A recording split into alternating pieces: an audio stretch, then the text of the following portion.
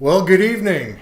It's another edition of 97 Octane, and we're joined tonight with our special guest, I guess terror of Junior B to my old Killam Wheat Kings, although I never got to see him play, but apparently Chad did. It's from World Hockey Report. It's Cody Janzen. Happy to have you, Cody. Yeah, we'll see if we're saying that at the end of this, but happy to be here, guys. And these other two clowns are, we got Pelly Lindbergh to Cody's right, and Graham hiding from the scene on the far right. How's everybody doing? It's game time. Let's do this. Get the hell out of my crease. You know, Cody. In episode 1, we ripped the Band-Aid off this thing, and we talked about goalie fights, and I went with my favorite of all time, Ray Emery, getting after it with Matt Biron, and then Andrew Peters. I think those other guys had Hextall and Patrick Roy or something like that as their faves. What's yours, and did you ever get in one yourself? And if so, we need the details. Well, I never had a goalie fight. I got kicked out for one in Junior B. It wasn't even a fight. It was like I threw a couple of punches. It was just a scrum in front of the net. But again, it was probably just a game that was getting out of hand against Vagerville, and they were just like, okay, that's enough of Janner tonight. So that's as good as it gets. There's no story needed. Favorite goalie fight of all time. I think like Patrick Waugh, he had a couple of good scraps against Detroit back in the day, right? Like I was always an Osgood guy growing up. I think probably the one with the most hype ever, though, wasn't it Carey Price and Tim Thomas who tried to go? They attempted to fight back in the day. I think there was a lot of hype with that one. Who did Ryan Miller fight? When he was, they had that little Leaf Sabres brawl. There was some good ones like Ray Emery, Andrew Peters. That's a great goalie on player. There's so many of them. I'm all for the old school game. You guys know that. Love it. I went with the Hextall Potvin fight because I was as a big Oilers fan. I hated Hextall early on in the '80s because of him hacking down Kent Nilsson and what have you. And I was always a bit of a Felix Potvin fan, though. So to see this mild-mannered Felix Potvin take on Hextall and actually clean his clock pretty good, that one stands up for me. That was my go-to. Actually, who's the guy who Billy Smith when he waves off his defender and then he scraps the guy? You know that video? I think that was against the Colorado Rockies. I think it was. That's a legendary move right there. What the fun fact there when we talked goalie fights, I looked up all the goalies that had at least 100 penalty minutes in their lifetime to see who had the most fights. It wasn't even close. I mean, there were some guesses of like Hextall and what have you. The winner was Billy Smith with 21 fights. Second place was 7 fights. Like, it wasn't even close. Billy Smith was just he was his own bodyguard. Yeah, and I got it right. Remember that. Don't forget that. I got to follow up with Chad and Bob because we talked about that, in our first go round. But any memories of actually getting run that started all that? Like, were you guys ever really run right, into next week? Did that ever happen to all three of you? I guess Chad and then Bob and then Cody go. Yeah, it started with me playing for the Bantam AA in Killam, Alberta. Cody. Playing in Innisfail where I was having the game of my life, got speared in the neck by some guy, and Danny Archer flipped his lid and broke his face. We were 14. It was a great time. Yeah, mine was a guy came driving towards the net short side. I put my paddle down flat, and the guy, my defenseman, wiped him out, so he was coming creaming into me. I was just gonna stand my ground on my knees, paddle flat, keep the puck out, and just wait for him to hit me. The guy tried jumping out of the way, like stuck his skate into the ice to try to kick himself away, but he actually ended up vaulting himself into me, and he slipped. So his knee caught me in my chin. I went flying backwards. My defenseman had his leg trapped between me and the post. It actually snapped his leg. And that was the start of all my knee injuries. I tore my knee to shit in that one. I ended up in the back corner. The net was off. Trainers and doctors come running out, and all you want to hear is everything's okay. That's all you want to hear, right? You know everything's not okay. But they took my mask off, and the first thing the trainer says is, "This does not look good." That's what he says to me. That was his comforting words to me. I had 2 teeth that were knocked out, embedded into my roof of my mouth, so that I was just bleeding out the whole thing. So my jaw was dislocated. It was a nasty one. Yeah, that's tough. When I was 17, I think it was probably first, maybe second game of the season. We were playing on the road in Seattle, and I got ran from behind playing the puck behind the net, and I was out cold. That was kind of the end of my weekend. I don't remember much else from that, but I know I was on the IR for a couple of weeks after the fact. So that's as good as my story gets. Did you ever get revenge on that guy? I don't even remember. Actually, no, I remember I think they came to Missoula later that year, but I think that guy was kind of just a 4th, 5th line guy, right? So I don't remember him ever being too involved.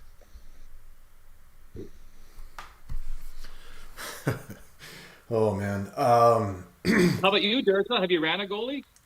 No, Yeah, Dirsa. I would. I told you guys I'm the Lady Byng trophy winner in my own mind from Massachusetts high school hockey. Like, I was like, I'd get 4 penalties a year, 44 penalty minutes. Like, I don't know. I was too busy trying to set up people, but I don't know. If you ask Derek Watkins and Darby Rombo about having me as their line mate, they'd say, yeah, we set him up a lot, he set us up a lot, but he never cashed in on any of his chances, and we carried him. So but they were there, like I was the same height in Bantam that I am now, and they were 5'6" then, and I don't think they've grown an inch since then. So I was their protector, I guess, but lazy left winger. Derek Watkins made it easy for me. He was a good centerman, but yeah, skate well enough to get myself out of trouble in the middle of the ice, but not be aware enough on the walls and get creamed there. But yeah, I don't know. Pretty shitty story, I guess. So when did you play Junior B, Cody? That's a 20. would have been 2014 to 2016. So that 2014-15 year, I was up and down with Fort Mac. They were hosting Westerns that year, and so was Cold Lake too. So it's kind of the perfect storm to be bouncing around there. And then, so I would have played like most of that season with Cold Lake and Fort Mac. And then the following year, I didn't play any junior. I just played in Cold Lake. So that would have been the 2015-2016 season. Yeah. Did you carry on? Someone might want to fact check me, but my memory. So did you carry on playing after? Did you play any senior hockey or anything like that? Oh yeah, of course. I went overseas for a couple of stints too. It was, it's interesting hockey stories for sure. But yeah, went overseas a little bit, played a little bit of senior as well, made my weekend cash, and then was kind of done with it after. I was just done with being a goalie. I guess it kind of just it doesn't get easier, right? It just gets harder. And so, once I was like, okay, I'm going to start actually working, I was like, I probably don't need to be strapping up the pads, 3 times a week anymore. So that was an easy decision for me. Did you ever meet Aaron Rollick? Do you know who Aaron is? Yeah, Lloyd Minster ring a bell or something like that. Yeah, he's actually from Cold Lake. But I played college volleyball with Aaron. I think now in the summer and stuff, he trains people. I think he's a bit of a personal trainer. Sure. Yeah. Okay. Oh man. Yeah. I ran into a lot of people. Again, I was a suitcase. If anyone did, a second of research on me, they'd be able to find that. Traveled around, did we? Any idea where Connor Hellebuck's going to end up?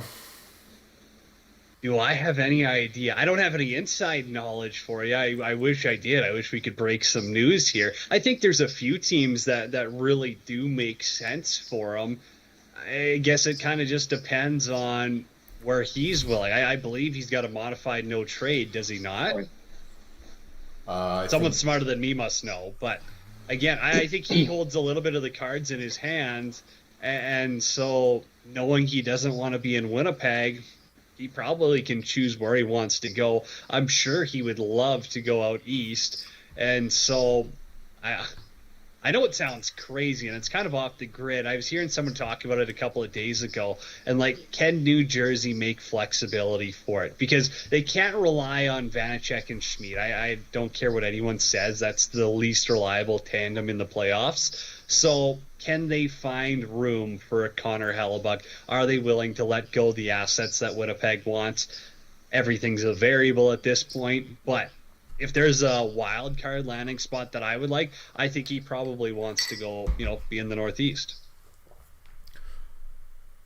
What's your odds of him getting actually dealt? Oh, I think we're close to 99% here. I think for Winnipeg, they're kind of at a, shit or get off the pot time. It's, you got to fully blow that thing up or you're going to walk yourself into 10 dark years. Yeah. You guys have anything you want to ask Cody there?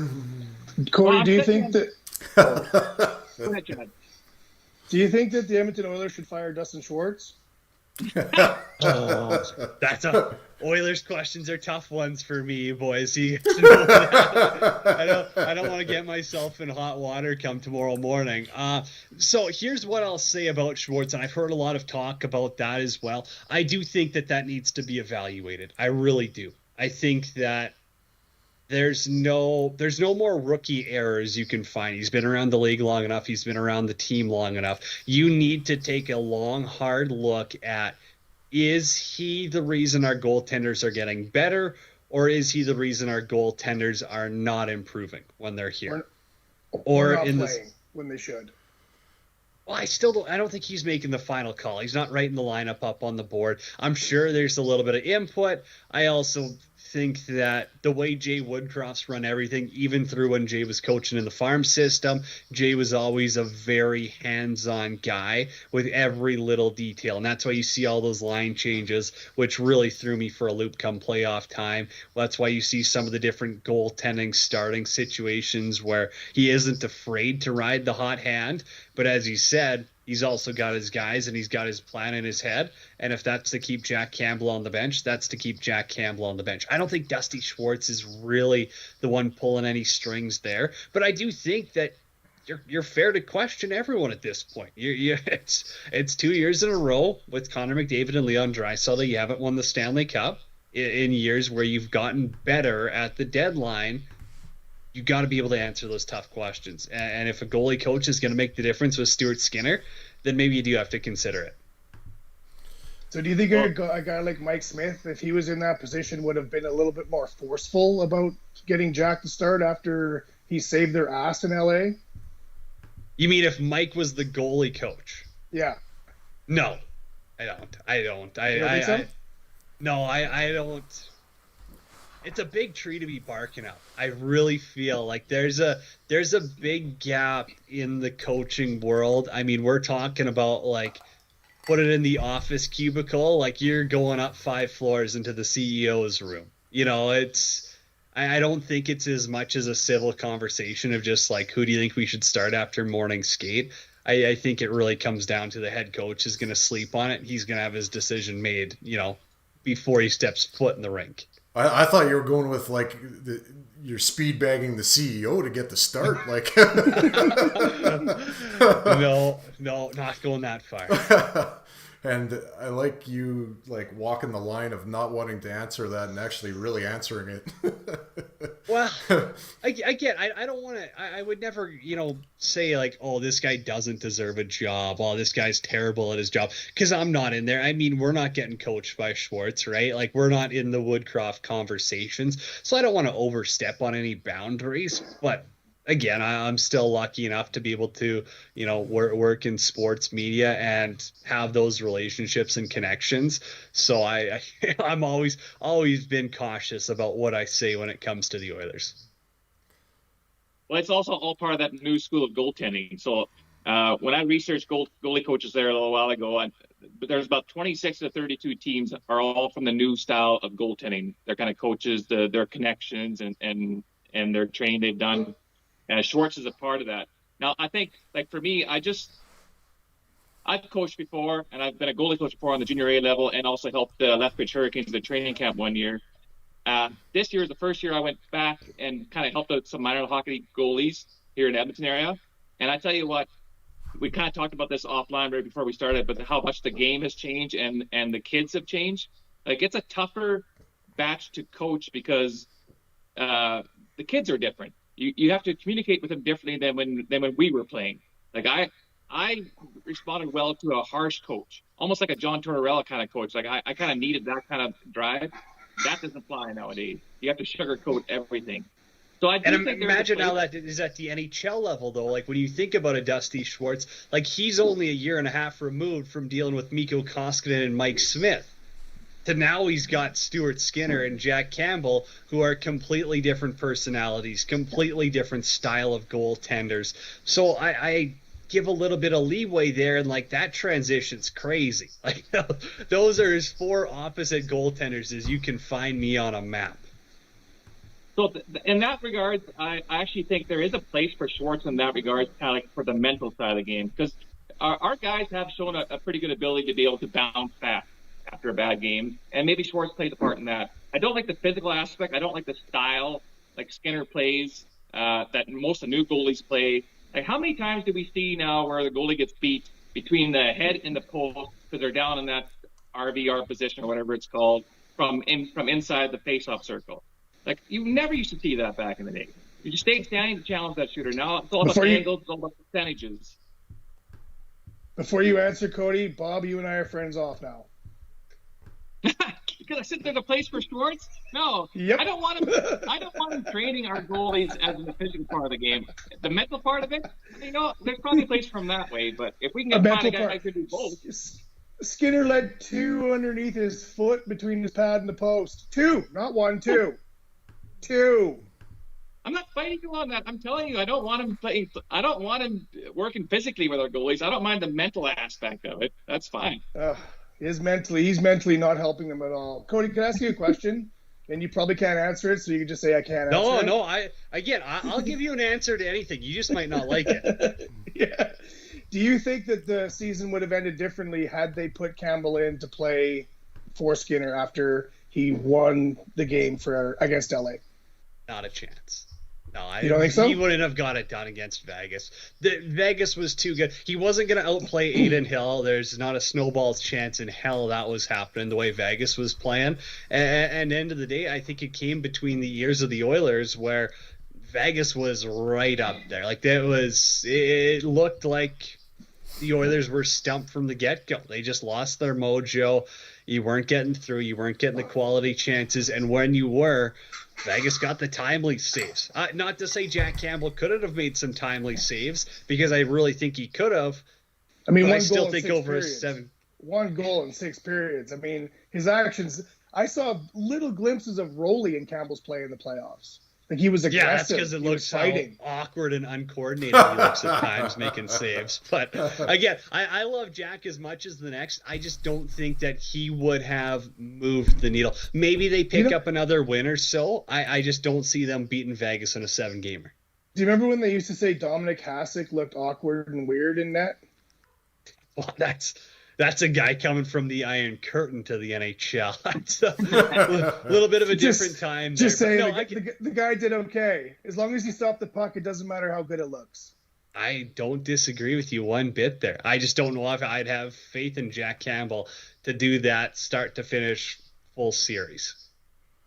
I don't get he didn't get the chance. That's 100% true. He did not get the chance. You're 100% right. So I think the capability is there. I just don't think he's shown consistency in his game throughout his career, actually, right now. Although I am banking on a 2024 Jack Campbell resurgence tour. Decent amount of people watching on Twitter right now. Tough Call Josh there from Heavy Hockey asked the question to you, Cody. Who's an unknown coach who's ready to make the jump into the NHL, and what team would he fit?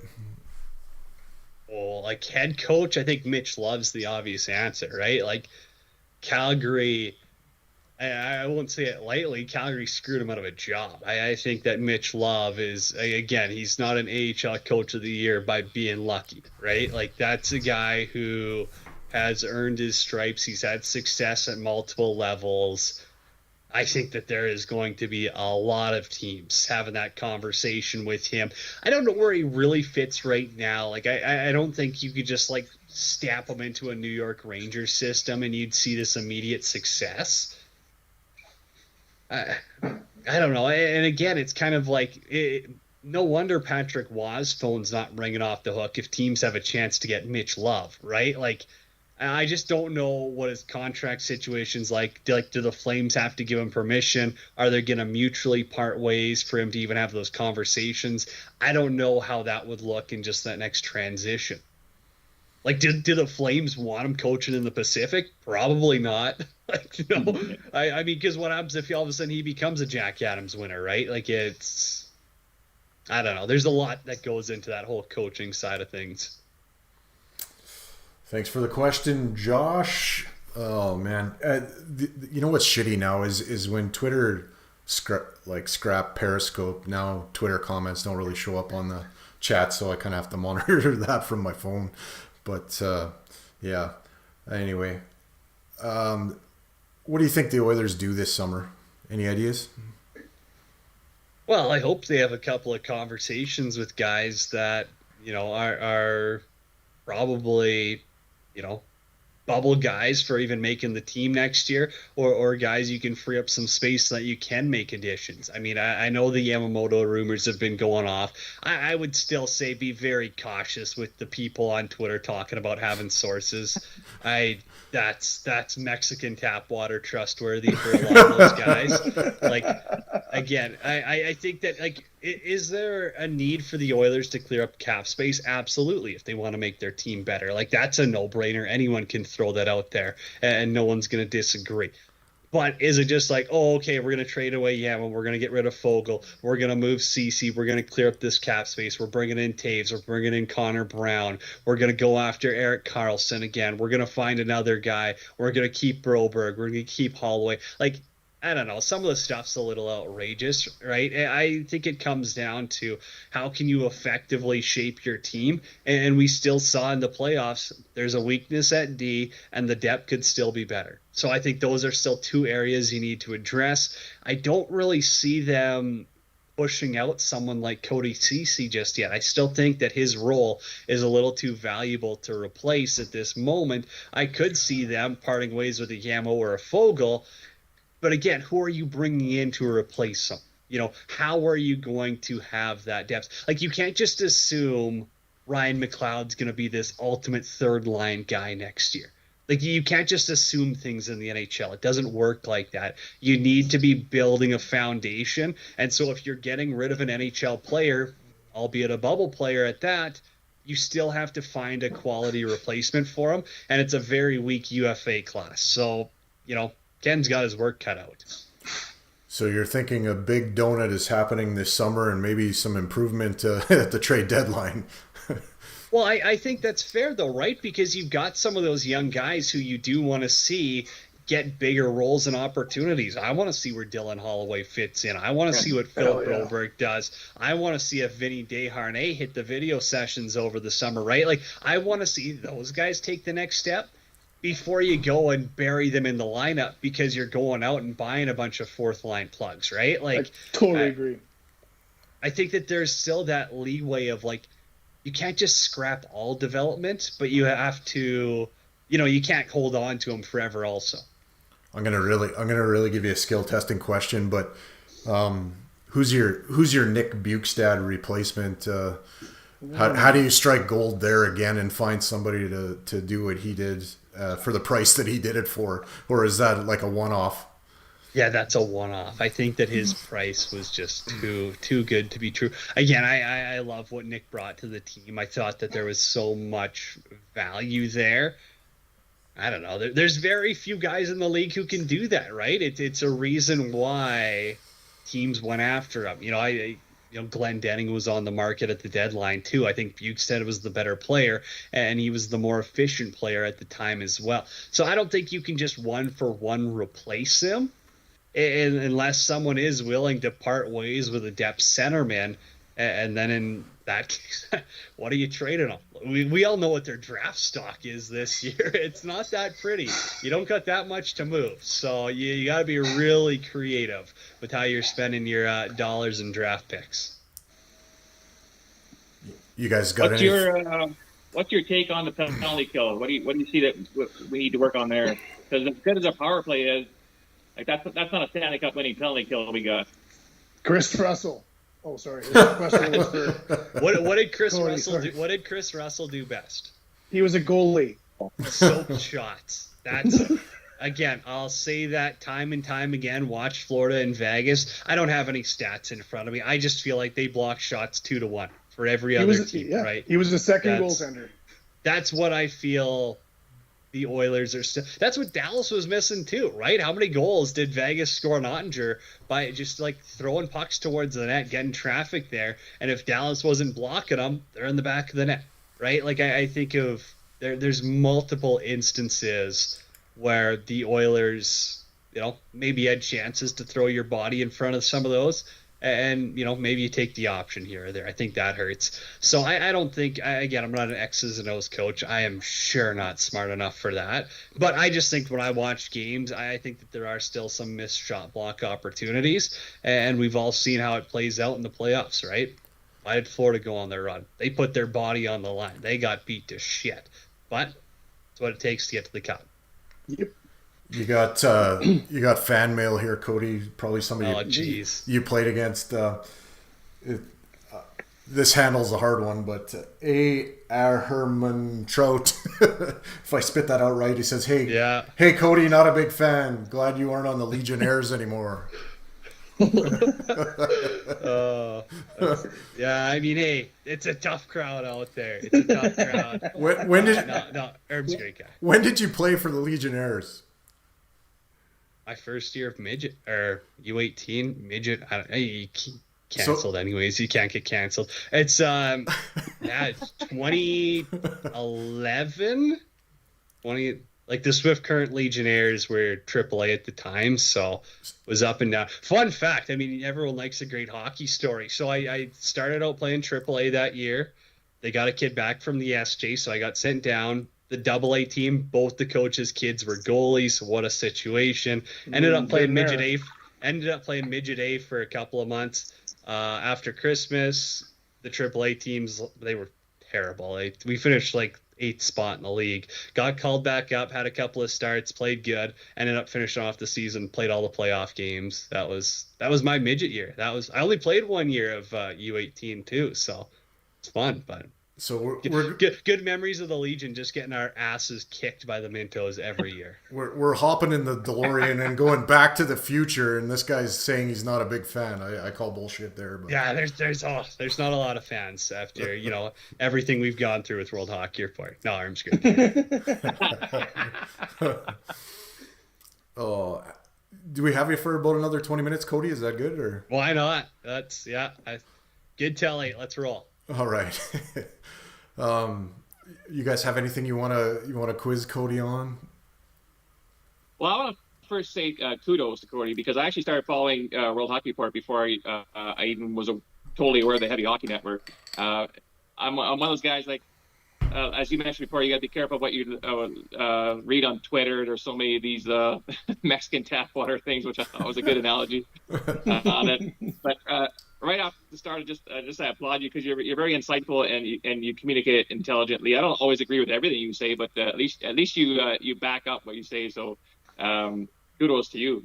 That's just my props to you on that one for sure. See, I take all the heat for it, and again, I'm not the Twitter guy. We've got a few others that help out with the Twitter too. I've just got some absolute beauties that hang around for World Hockey Report too. So there's so many great people that have helped me with that. Again, I host the World Hockey Report shows and pod and got to do all that fun stuff too, but there's a lot of people behind the scenes that have had a lot of fun with it. And again, I just love the social media aspect of it. We never tried to be these big times. We never tried to be something we weren't, and I think that's what's fun, right? That's why people watch your show. That's why people it's not like they deviate away from the big names all the time, but there are people searching for different content. And I think that's what we found with World Hockey Report is, everyone can have an opinion. Everyone can say whatever they want. But at the end of the day, it's always been that kind of, no one's pressured to agree with us. We're not blocking anyone if they don't like our takes. We're not, throwing fits and crying. I think we always know that social media is a place we want for people to have fun and enjoy talking hockey, no matter what it is. Just 4 Canadian boys disagreeing about Dustin Schwartz. Yeah, that's again. I think it's a fair conversation though, to circle back to it quickly, because a lot of people have talked about it, and I'm not saying like, oh, we should be packing his bags and booting him out the door. But if someone came to me and said, hey, we had a better option, I know you might want to. I know that there's an argument to be had. But if someone came and said, oh, Sean Burke wants to move to Edmonton, holy. Yes. Okay, now you're losing your mind, right? Like, again, I'm just throwing it out there as like the best goalie whisperer that I know of. Yeah. But like, I think that everyone should be on the hot seat. You mentioned the penalty kill. You mentioned the special teams. Okay, well, what went wrong? Is there someone else we can bring in? Do we need to actually get rid of someone? Can we just bring in, other teams like, oh, now we've got a director of, goalie personnel. Are they able to help out, Schwartz and the goaltenders in the future? You don't always have to subtract to add, but I think that the Oilers have always notoriously had a pretty small operation, and so that's kind of how they operate. Yeah, I found it a little. It's not just the work on our goalies. It's the fact that part of the job is to scout the other team's goalies, and we do have a fairly bad history against backup or third string goalies. We tend to make them look like Vezina candidates. Meanwhile, they're lighting up our starters. So I feel like if you look at both sides of the coin, scouting other teams' goalies and the work he does with our goalies, it's not a sparkling track record. But ask an elite shooter who's the toughest goalie to score on. They'll always tell you one they don't know, right? What's that? That's what it. You can give them the scouting report. You can say, hey, this guy got lit up in the American Hockey League. His past, 10 of his past 12 goals have been glove side high.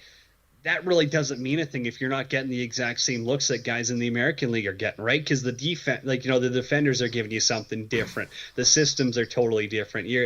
I don't know. Again, you guys are goalie guys too. It's like every game, every shot's different. There's nothing that's ever the exact same. You never get scored on the exact same way. Yes, shots come to certain places. Someone might put it 5-hole twice on you, but it's at different heights. It's at different angles. It's different hands. It's off a different type of play. It's not as easy to just, be like, oh, okay, shoot a low blocker on Aiden Hill and you'll score, because you're not getting the exact same looks as teams that have lit them up. So 100% agree. That's why it's not a game of just analytics. Analytics has a role for sure. So this kind of goes against Schwartz's favor, because he is a guy who relies on analytics and averages. Like Shannon Sabatos actually took a tweet on. I saved it. It's on my phone though, and I'm broadcasting on the phone so I can look at it. But she actually did mention she's worked with Dustin Schwartz. Said it was a very nice guy, but he totally bases his goaltending coaching on mathematics. And I feel like there's a lot more of that, like you say, it's different looks, different feels, different. Like it's more of a situational than it is just numbers. And then the thing, too, is Dustin Schwartz has never played an NHL hockey game. He's a U of A coach, and he's played U of A hockey, so he has never faced that situation that he's in or was in the last 2 seasons. That's an unfair argument, though, because neither did the Alaires, and they totally, they kind of brought up that whole revolution of goaltending on their own as well with Patrick Waugh and what have you. No, I'm bringing this back to Sean Burke. He needs to come to Edmonton. See, there was the plug there too. Again, I think that there's that interesting element too. Like I would love to see them bring on someone like a Royden Gunn in kind of an analysis or just an outside role, whether it's an advisor, whatever it is. I'm sure they've got guys who they're talking to, right? They're talking to Mike Schmidt. They're talking to others. I just maybe someone in another role to oversee it could help. And maybe that guy does say, hey, I think Dustin's got to change this or else we go a different route. But, the goalie could just love him. And so if all of a sudden, if your goalies love the guy, you're probably not going to go against your players in that form, right? That's the way the NHL is becoming closer to the NBA, although players, people don't want to admit it. We all see how it is now in the NBA. The NHL is going to be like that in 5 years. If a coach pisses you off, bite your tongue.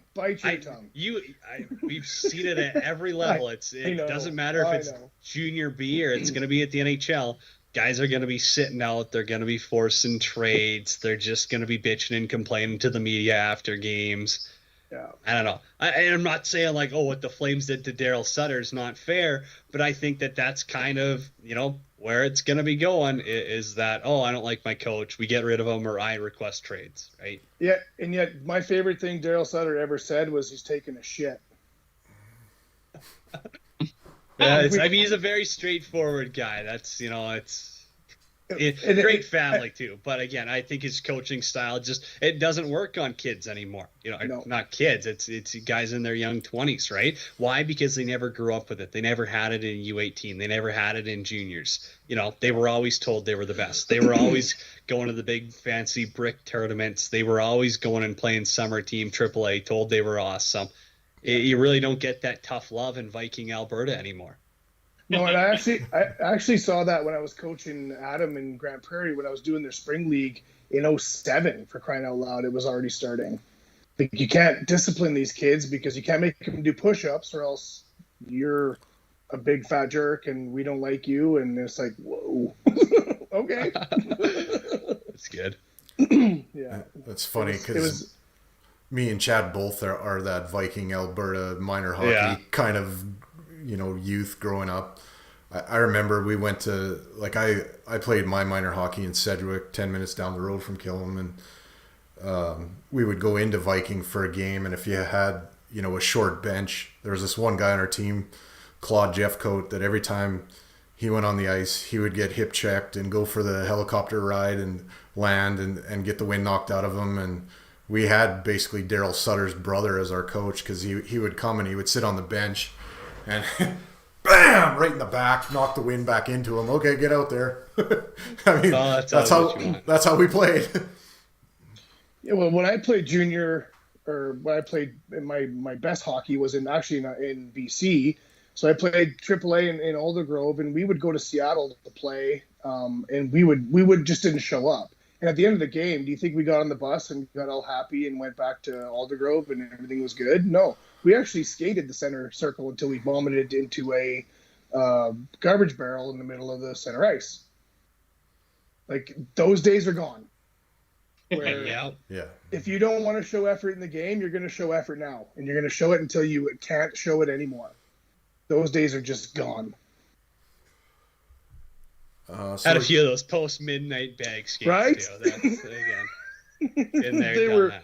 not good. They were not fun, and you remembered them. I remember, to this day, I will never forget that ice surface, the stands, the whole. I will never forget it. But it's a happy memory. It's not a bad memory. Like the scene from Youngblood when they get back from the road trip and it's time to practice right after. Yeah. Well, when I was coaching in Claremont for Adam, this is Adam. The parents in Claremont gave me carte blanche. They literally gave me carte blanche to just coach their kids. And I was struggling with line changes. These kids would stay out for 3, 4, 5 minutes. They wouldn't come off. I was yelling, get off the ice, get off the ice, get off the ice. They wouldn't come off. So next practice, what did we do? We did lines. I made them do lines, full on lines for 5 minutes. And if you can't do it, get the hell off the ice. So they would do lines hard for 30, 40 seconds and realize, holy crap, if we work hard, the shift can't be more than a minute. And it worked. But try that today. I had an old school mentality too. The 1 year I coached, kids that didn't want to ever pass the puck. I'm like, okay, so line up on the end line, skate as fast as you can down the ice, and let's see if you can beat the puck. And I'd wait till they get to like the far hash marks and then let it go. Oh, you're not so fast. But after that practice, and that's all we did for that practice, nothing else. After that practice, if I said line change, those kids would stop whatever the hell they were doing. They would get to the bench, and the other line would come out. So it's learning, but it's tough.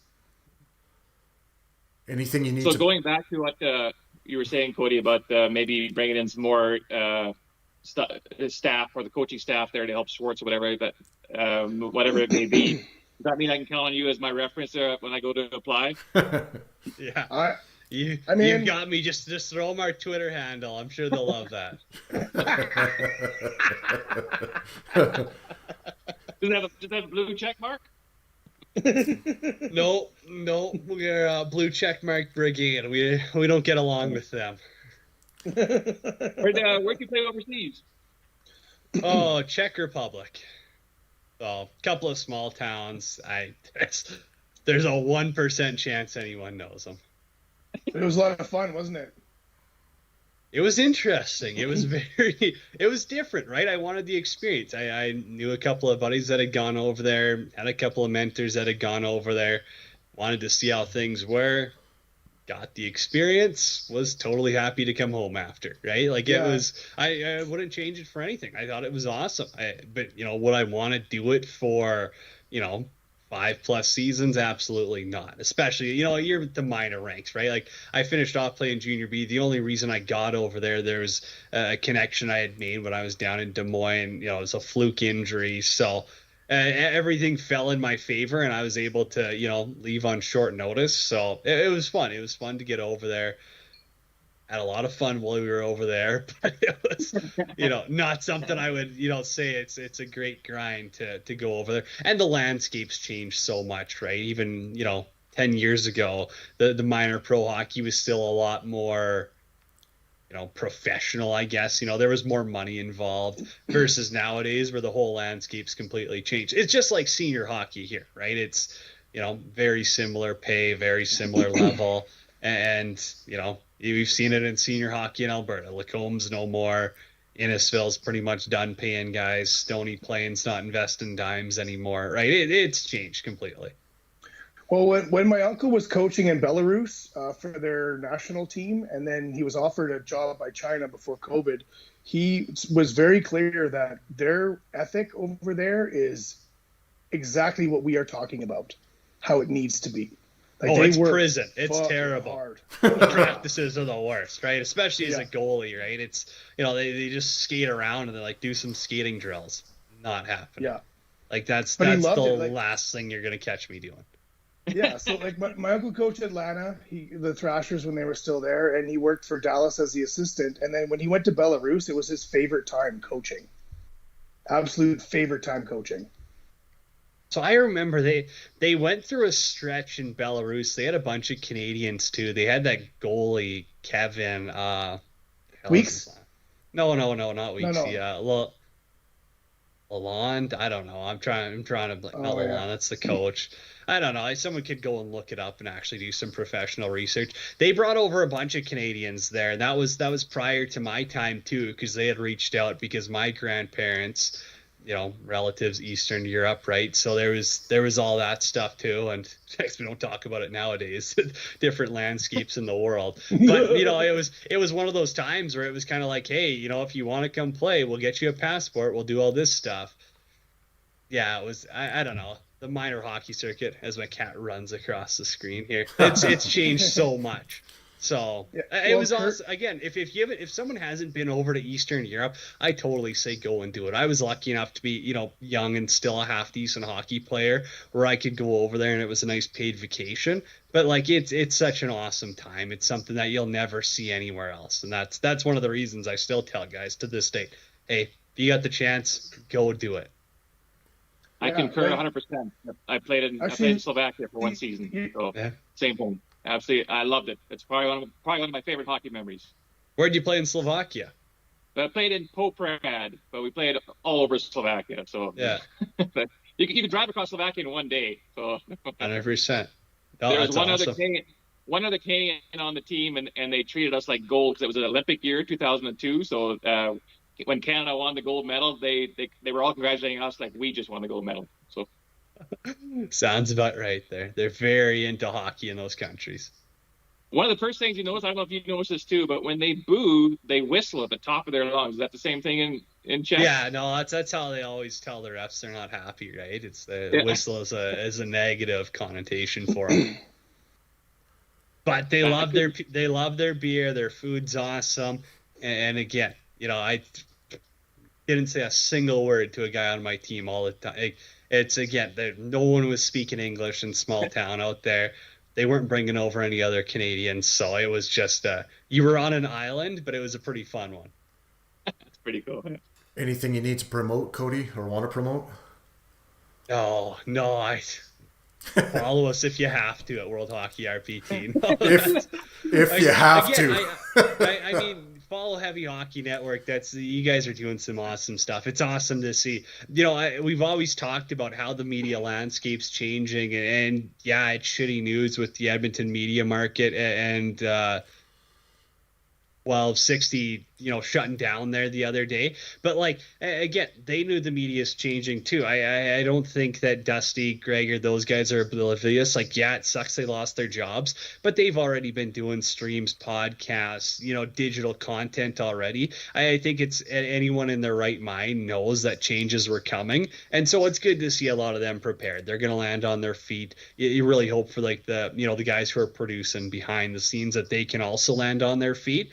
And so I think it's awesome to see that the digital content changes, and for you guys, talking Oilers in the off season, bringing different voices, having fun. I think that's what the hockey world needs more of. Yeah, 100%. Stauffer's show today had a little bit of a glitch, and the panic button was all over Twitter. Oh, don't need to tell me about it. Yeah, that was. Oh man, I started looking. I'm like, holy shit, what's going on? 6:30 Ched now too? Yeah, we can't afford that. No, they're good there. Like, we got Oilers for 3 more years. We're fine. Yeah. There's rumors of other stuff happening, and I don't know if you're in on them or not, but that day that all went down, I mean, Dusty was in the middle of his show and just done. And it kind of hit me that day in the afternoon, because usually when I drive home, I'll throw on 1260. I'll be a data muncher from up here in Grand Prairie, and I'll try to catch, because a lot of times Rashog will come on at like 20 after 5 or whatever, and I'll try to catch his little blurb there with Gregor and Strudwick, and that not being there, I'm like, Jesus, this is going to be different. It's going to be weird. And then last Friday, Strudwick and Rashog at 7:00 in the morning started their Got Your Back stream up. So, and they were drawing like massive amounts of people there. So I think they're going to be just fine with that. But it shows like how thirsty Edmontonians and oil country are for hockey content, in the middle of summer. Oh, it's the craziest hockey market, right? That's everyone will talk about Toronto and stuff, but I still think Oilers fans go punch for punch with anyone. And so that's what makes it such a fun hockey market to be in, right? There's absolutely nothing like it. I still have 1260 as a preset on my radio in my, vehicle, but I've completely changed the whole podcast landscape too, where it's like I got a morning podcast, I got a drive home podcast. I don't know. That's just the realities of it. And, if I want something live or up to date, Sirius XM's great as well. So should I be saying that as someone who works in the radio business? Probably not. But again, I think that the radio business, for a lot of it, is also transitioning and finding new ways too, which just kind of cool to be a part of. I think that there's a lot of cool things you can do in media. And I think that, end of the day, if some of those guys are able to cut out that corporate overhead, I think they're going to do better for themselves. I think they're going to have more freedom. Look at a Frank Saravalli. Look at what those guys have done. So I really think that those guys at 1260 and a lot of the guys who are, getting let go out of other ventures, they're going to have success. There's still those fans. The fans aren't going anywhere. I don't know about you guys. I don't see the fans leaving anytime soon. They still want that content. So someone's got to provide it. Yeah. On a side note, Cody, love your hat. Ho ho. Those guys are great too. Oh man. He's got a Twitter account. They sent us a bunch of stuff. They got like a Coho, TPS, all this old school stuff. It might just be like Coho Hockey. Someone can go find him on Twitter. Awesome throwback stuff. I don't know if he's got like the branding or what to it, but yeah, it's legit. And then anytime you get, the Patrick Waugh colors, it was a slam dunk. I'm still running the old Bauer Supremes on the ice. So that's impressive if you're throwing on the pad still. Hell yeah! I cannot. Not to dox you or anything, Cody, but I gotta ask: is home base in Edmonton, and you commute back and forth to Saskatoon to do the rush, or?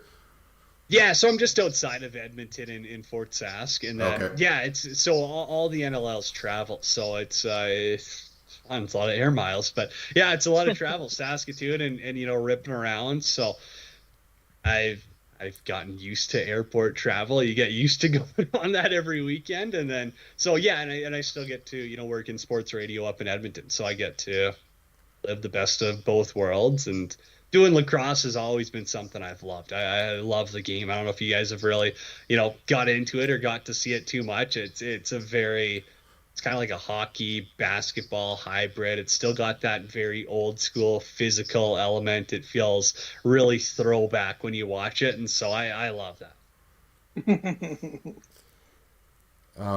If you guys have one more for Cody, and then we'll let him go.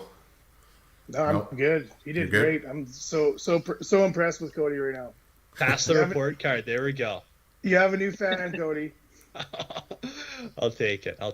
Well, I was a fan before, so this just kind of confirmed it. So I really appreciate you coming on, Cody, and chatting with us, and looking forward to some more of your content as time goes on. Appreciate it, guys. Yeah, I wish I had a great Killam story to tell or something. Like, I wish I had something queued up. I think we. So I don't know if 4-0. Like, you whooped their asses. You literally whooped their ass. We would sweep everyone but Wainwright. That was always just kind of how it was. We had good teams. Like the only thing I remember from Killam, other than like the brawls underneath, like the benches behind there, in the hallway. Yeah. Oh yeah. No. The best. I don't know. Like, what? I mean, so they had that little like swinging door. It was a little wooden door, and I remember at the end of one of our playoff games there too, you're walking back to the dressing room and sticks are just getting harpooned over this thing coming your way, and it's just like it's hitting guys in the head. It was getting ugly. Like, so it was just an all-out melee. They had, it was, just getting to the bus too. It's. You had a bunch of they had those horns. They had multiple horns in there back in the day too. And it was awesome, too, because when I was playing Legionnaires, my goalie partner was Luke Grassel, who was the goalie of Killam when I was, in Cold Lake. So it was funny getting to play against him. Just a great guy. Like all those guys are good now, too. Like Sanders, you have all these rivalries, and they really mean nothing once you get older. It's awesome. And I had enough popcorn dumped on me. That was... there were some awesome places in that league. I wish the old NEAJBHL was back. Like, I don't know if you guys ever made it out to like Saddle Lake or Onion Lake. Like my old man, my dad used to ref Junior B and win Saddle Lake, and he would tell me stories that were unbelievable. So as a referee, first year was the last year they had. As a referee, he's literally getting taken out of town by RCMP escort. Our dressing room door was a poker table. I remember that. And my first year was the last year they had the bell in the arena. Do you remember that? Yeah. Oh yeah. So when the high school kids would ring the bell, and this was like a church bell they drug in there. It was so loud. And once they would ring it, their fourth line would go on the ice, and it was only thing they wanted was a fight. And they would ring it until it would become a fight, So it was just there. We beat them like 20-0 one game too. And the best part was in the third period, all the forwards were like, if you scored, you got to leave the ice and go get changed. So it was just. We had so much fun in that league. That was, again, like in Vagerville, there's just high school kids trying to climb onto the ice to fight us. Like Frog Lake was always a mess too, getting out to the bus at the back. Wainwright was always a fun rivalry. I got fond memories of the NEAJBHL. That was some fun times. There's nothing like it. Kids don't get to experience that anymore, though, right? Like kids don't get. That's tough hockey. Yeah, I had a bag of pennies thrown at me on the ice. Like, what other league are you getting that in nowadays? It toughens you up, right? It's awesome. It's true. It's totally true.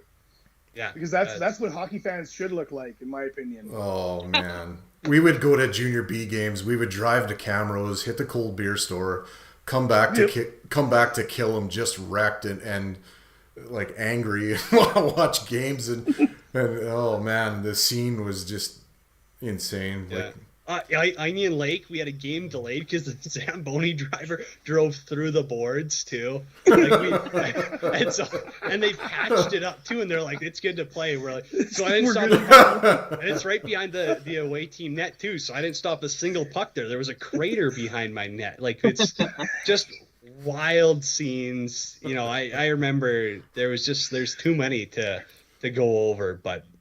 People wouldn't believe half the stuff, and then I heard the stories from 5 years prior, and it's just there's nothing nasty. Like it. I wish kids could still live those days, but it's I get it. It's a different world, and there would be a lot of HR complaints and whatnot. The rink attendant is qualified with duct tape and baler twine. Yeah. That's you had 1,000 fans in some of those rinks and one security guard, and that's just like a parent volunteer. There was nothing. Have you guys ever been in Vermilion? Vermilion rink too. The old Tiger Dome. Hang on. We had a line brawl there that transpired into the crowd as well. It was just like so many wild things. In Jungle B, it's not a hockey game unless the RCMP have to come. Pretty Hang much on. The best part. The RCMP are far away enough to still get 15 minutes of fighting. Right. Oh, that's awesome. Alrighty, guys, this has been a blast. Hey, it's awesome to see what you guys are doing and everything with the Heavy Hockey Network. It's always fun to follow along and listen, so this has been a blast. And again, if there's anything ever I can help you out with, don't hesitate to reach out, guys. We'll have you back again, Cody. Thanks everybody for watching. Most people tonight were watching on Twitter on the Heavy Hockey Network there. Support the Heavy Hockey Network. Go onto the website, read some articles. Ryan Lotsberg just released one today. Usually a couple a month that go on there for sure. Thanks again, Cody. And I remember the days in walking into the Vermilion to watch a playoff game, and Eye of the Tigers just cranked. That place was a scene for sure. Thanks, everybody. Keep your sticks on the ice. Keep reaching for the stars. And go Oilers, go.